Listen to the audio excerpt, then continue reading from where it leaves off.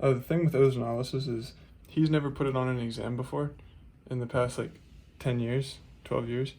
So I don't know if he's going to do it, but he was kind of hinting at the fact that he might. So I guess it's better to be safe than sorry. And I guess learn it because it's really not too hard once you get the hang of it. So let's go through it real quick. You get O3 and then Me2S. The Me2S looks like that. And then O3. I don't think any of these structures really matter for getting the answer. Okay, so what's our first step? So what I like to do here is always, you see where your double bonds are, that's all you do. And then what I do is I put O's at the end of each double bond. And then basically what you do is you put an O and then you just draw the rest of the molecule.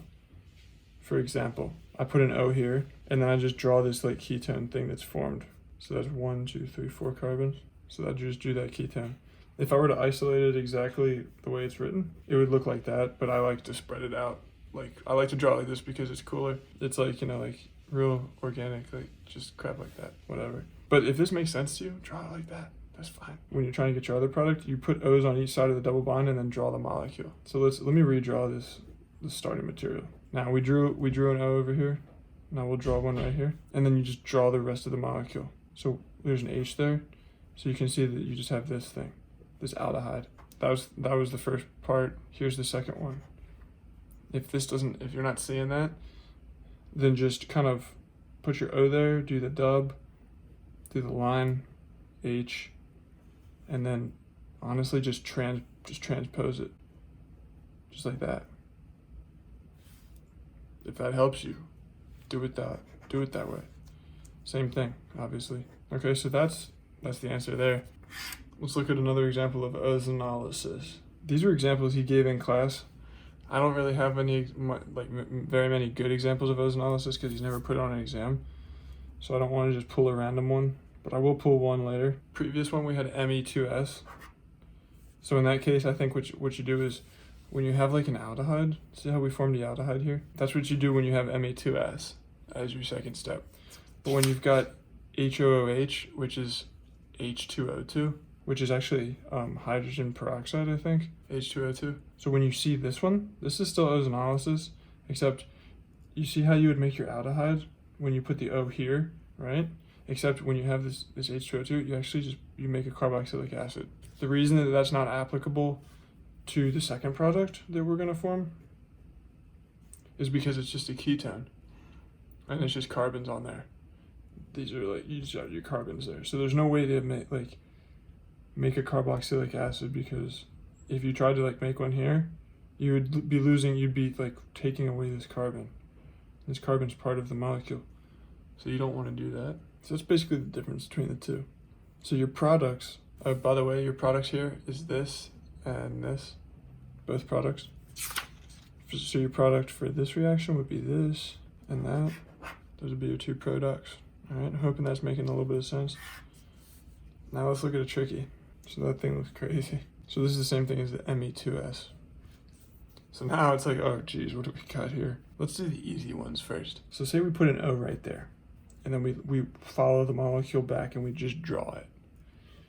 We would effectively be drawing this ketone. If it helps you to draw it like this, that's fine too. That's our first, I mean, it's not really a first or second or third, so to speak. It's just it's the first one we did. So now let's look at another one. Say we have our H here. Now let's put an O here and draw the rest of the molecule back. So if we did that, we would be doing this to get that aldehyde, or you can write it upwards, which is cooler. So those are some products. These are obviously the same products. I'm gonna redraw the molecule so that we can mark this thing up and it'll make sense. We took care of these ones. Now let's take care of putting the O. You have to put the O on each double bond, on each side of it, in order to get all your products. Once you do that, you're good to go, and you can just call it a day. So let's put our O right here, and then you would just draw the rest of the molecule. But there's something going on here. What that is that we run into another double bond over here if we were to just draw the rest of the molecule. And ozonolysis doesn't really work like that. So let's think about it like this. We need to draw this O. It's different than the other ones that we did because there's two double bonds in the same molecule as opposed to just one. So let's imagine if we drew the O here. That would be setting us up to give us that one product that we already drew. And also when we go to draw the rest of the molecule back, it doesn't really make sense and it's like you'd be putting like, I don't know, like an ether, I don't know. This isn't, I'm not talking chemistry here. I'm talking like thoughts in my head on how to get the answer. We're not going to do that.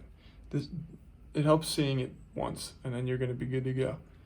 So what you do is, let's just put it right here and consider what we do. So let me just redraw it. So say we put the O there. And then we draw the rest of the molecule back. So say we have the O here and we're drawing this way. We forget about all this crap and we just put the O and then draw the molecule. So I drew this part. Now we've got a double bond and I indicated that we have our O there.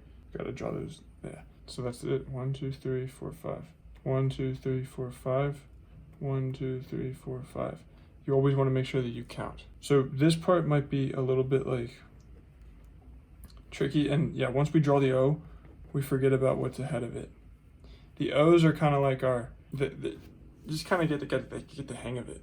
So example, we're up here forming this ketone like we did.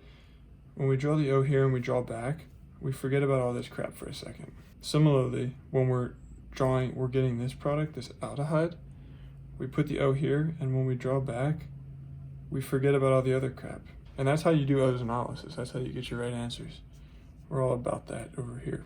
That's actually one of your products, and then those two are your other products. So that's ozonolysis on a more difficult example. If you have a better way to do it, then let me know, and we can talk about it. And if I made any mistakes, let me know.